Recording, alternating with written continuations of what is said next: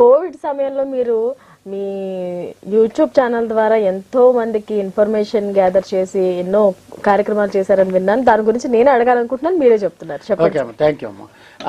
ఈ కరోనా మహమ్మారి వచ్చినప్పుడు ఇంట్లో నుంచి బయటకు వెళ్లే పరిస్థితి లేదు.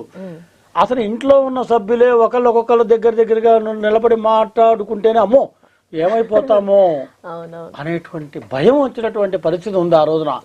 అటువంటి పరిస్థితుల్లో నా మటుకు నేను ఏమైనా చేయగలనా అని ఆలోచించానమ్మా. అప్పటికి ముందు కరెక్ట్గా 2020వ సంవత్సరంలో నాకు ఓపెన్ హార్ట్ సర్జరీ అయింది. 3 నెలలు మంచం మీద ఉన్నాను. కరెక్ట్ 2020 మేలో. అప్పటికి లాక్డౌన్ పీక్ లో ఉంది. అసలు ఎక్కడికి వెళ్లే పరిస్థితి లేదు. అలాగే ఏదో రకంగా తప్పదు కాబట్టి, అత్యవసర పరిస్థితి కాబట్టి వెళ్ళారు, ఆపరేషన్ చేయించుకున్నాను. ఇంట్లో సభ్యులందరూ పాపం ఇబ్బంది పడ్డారు, నా అవసరం పడ్డారు.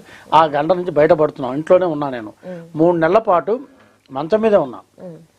అప్పుడు నేను ఆలోచించాను, ఏమిటిది, ఎవరు చేయకపోతే ఎట్లా, ఏదో ఒకటి చేయాలి. మనం ఈ గడ్డు కాలం నుంచి మనకి పునర్జన్మ వచ్చింది.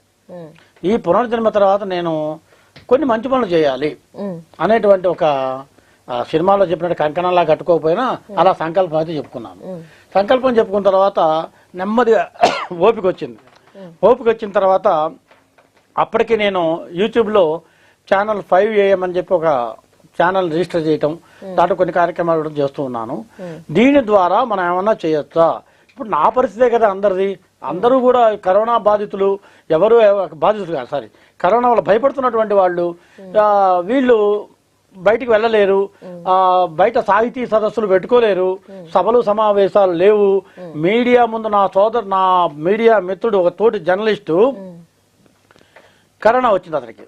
అదేంట్రా అబ్బాయి నీకెందుకు కరోనా వచ్చిందిరా అంటే, నేను ఒక డిస్కషన్ షోకి వెళ్ళారా నాయన, వెళ్తే మరి ఆ మైక్ ద్వారా వచ్చిందో నాకేదో పెడతారు కదా, కాలర్ మైక్ అంటారు దీన్ని, ఇలాంటి ఏదో పెడతారు కదా, మరి దాని ద్వారా వచ్చిందేమో కానీ నాకు కరోనా సోకింది అన్నాడు. అంటే ఒక మీడియాలోకి వెళ్ళి మాట్లాడటానికి కూడా భయపడేటువంటి రోజులు వచ్చినాయి. అది అందుకని అలాంటి పరిస్థితులు ఏం చేయాలి మనం అని ఆలోచించి, అప్పుడు నేను మొట్టమొదటిసారిగా ఇలా కాదు, కొన్ని ప్రత్యేక కార్యక్రమాలు మనకు దాంట్లో చేద్దాము అని చెప్పి, ఘంటసాల గారి జయంతి వస్తుంది అప్పుడు. ఆ సందర్భాన్ని పురస్కరించి ఆ నెలంతా, సారీ ఫిబ్రవరి అంటే ఘంటసాల గారి వర్ధంతి అండి.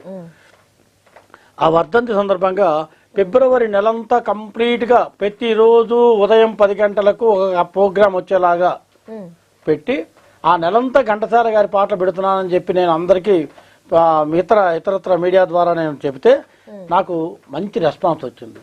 దేశంలో వాళ్ళు కాదు, విదేశీయులు, ఎక్కడ ఆస్ట్రేలియా, ఎక్కడ ఇంగ్లాండ్, ఎక్కడ అమెరికా, ఇలా వీళ్ళందరూ కూడా నాకు ఎలా పంపిస్తారండి, ఏం లేదు నాయన నువ్వు ఎక్కడికి వెళ్ళక్కర్లేదు, ఇంట్లో కూర్చొని నువ్వు పాడి పంపించు, నువ్వేమి ఇప్పుడు మా వేదిక దగ్గరికి ఏం రాక్కర్లేదు నాయన, మేము ఇక్కడ ఏమి సభలు సమావేశాలు పెట్టట్లేదు, పంపించు.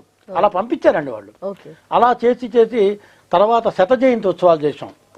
ఘంటసాల గారి 100 జయంతి ఉత్సవాన్ని ఈ రకంగా 100 రోజుల పాటు ప్రతిరోజు గంట కార్యక్రమాన్ని పెట్టి 100 గంటల ప్రోగ్రాం ఇచ్చాం 100 రోజుల పాటు కంటిన్యూస్ గా. అదే విధంగా ఇంకా మిగతా అందరినీ ప్రోత్సహించాలి కదా. ఒక గాయకులే కాదు, ప్రసంగాలు చేశారు. దాంట్లో ఆస్ట్రేలియా నుంచి సారథి గారిని ఒక ఆయన ఉన్నారు, ఆయన మాట్లాడారు. ఇంకా తర్వాత మన డాక్టర్ కేవీ రావు గారిని ఒక ఆయన, ఘంటసాల గారి చాలా అభిమానం ఆయన ఘంటసాల గారి గురించి మాట్లాడారు. ఇట్లా ఎంతో మంది ఆ రిలేటెడ్ సబ్జెక్ట్ సంబంధించినటువంటి పాటలు పాడారు, పద్యాలు పాడారు, మాట్లాడారు, డిస్కషన్ షోస్ పెట్టాం. ఇలా ఎన్నో కార్యక్రమాలు నిర్వహించడం వల్ల ఒక ఉత్సాహం అనేది వచ్చింది. ఇలాగే నాలాగానే అదే టైంలో కొంతమంది, ఇప్పుడు మన సుధామ గారు లాంటి వాళ్ళు మిత్రులు, అలా కొంతమంది వాళ్ళు కూడా ఇలాంటి ప్రోగ్రామ్స్ పెట్టారు. సో ఇది నాకు ఒక్కడికి వచ్చినటువంటి ఆలోచన కాదండి. ఇది మంచిని పెంచాలి అనేటువంటి తపన పడిన ప్రతి వాడికి ఆ టైంలో ఏదో ఒక ఆలోచన వచ్చింది. ఆ ఆలోచనని వాడు మొదలు పెట్టాడు, దాన్ని సంపూర్ణంగా న్యాయం చేయడానికి ప్రయత్నం చేశాడు.